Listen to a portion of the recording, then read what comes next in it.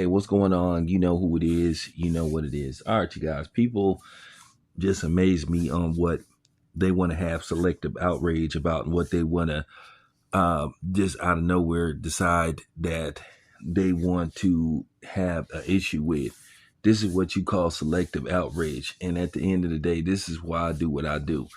But nevertheless, it appears that people are, for some reason, have circled back to basically picking on Chris Brown because that's exactly what it is. It's picking on him and harassing him.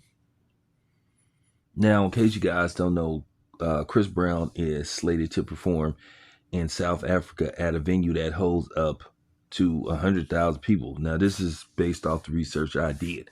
And they're saying that he's going to perform not one, but two shows on two separate nights. And they said that he sold out both shows. So that's a great, that's a great thing for Chris Brown. That is a great effort for him to sell out a venue that holds up to 100,000 people in South Africa. Now, apparently, some people are protesting and have objected to Chris Brown performing in South Africa due to him having an alleged history of being abusive towards women. Now, we all know what happened with Chris Brown years ago with Rihanna.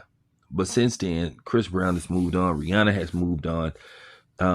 Pretty much all of us have moved on from the Chris Brown situation. Chris Brown's went on to have a productive career as a singer.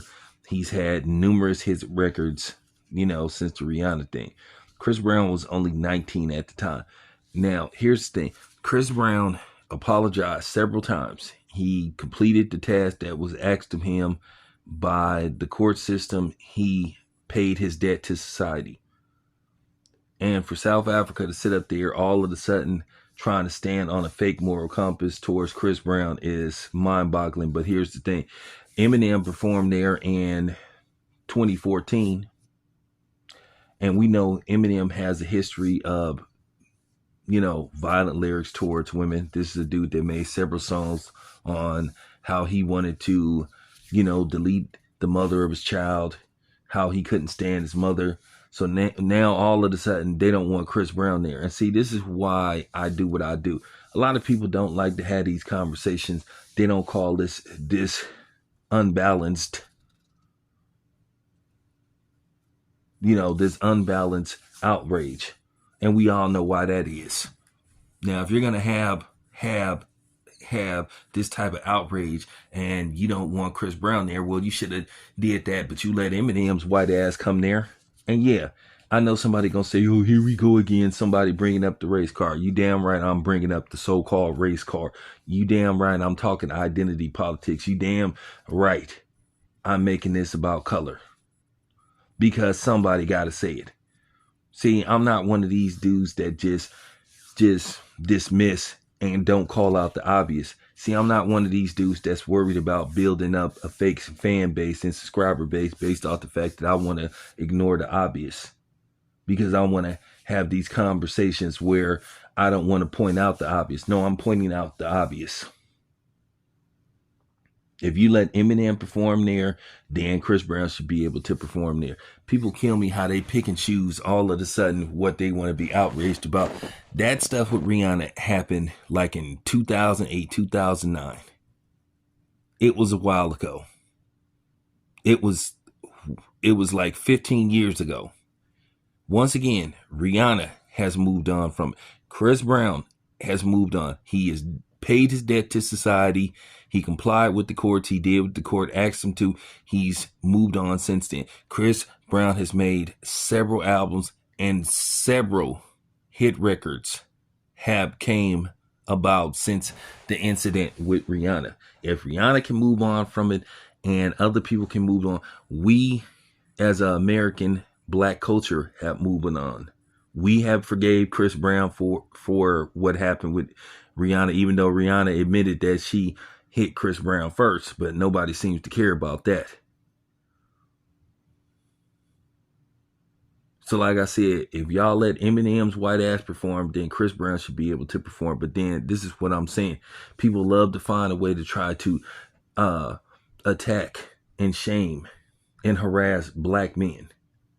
And it's funny, people love to tell us when we remind people of what was did to us and how we get did, or when something is did to us, nobody really wants to apologize or take accountability.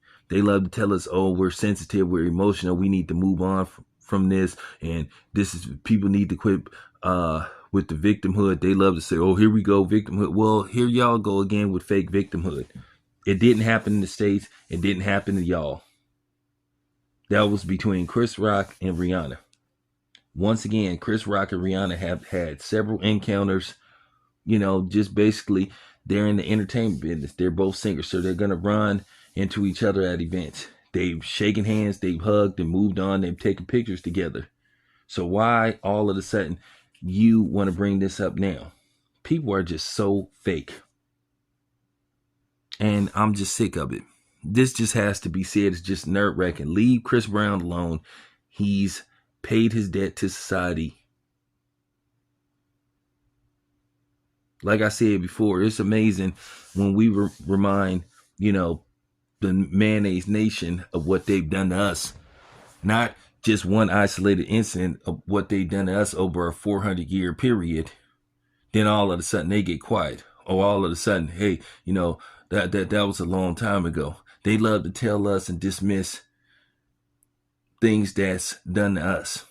And then you have the you know, the coons and the Sambos, and you know, the white supremacists that'll try to tell us, well, we need to stop playing victim in every situation. Well, who's playing victim now?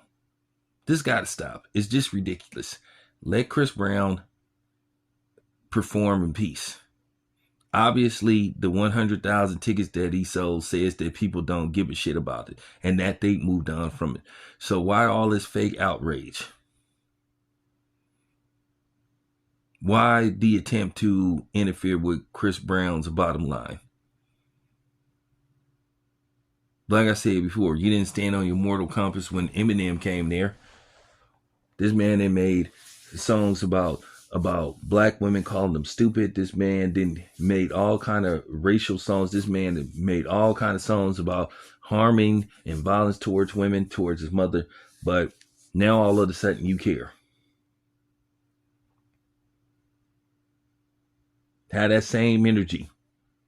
If you wanted to take a stand, you should have took a stand when Eminem came near. But now all of a sudden you want to get a petition signed towards Chris Brown. And like I said, I'm going to continue to call out the imbalance that goes on. Like I said before, I could be like these other dudes that want to play these fake political games, these fake, you know, politically correct games, these go along, get along games, to where I don't say certain stuff because I want to have a wider audience, because I want to appeal to people who want to ignore the fact that racism is very alive and well. I'm not playing these fucking games with y'all. I'm going to be who I am. Hey, listen, I could be as big as some of these other dudes out there, but I'm not doing that. I'm gonna stand on business as far as what I believe, and I'm gonna continue to be that way. If you guys don't like it, well, I don't know what to tell you, but for real, let Chris Brown be. Once again, that was 15 years ago. If you're going to take a stand towards Chris Brown, you should have been taking a stand towards everybody.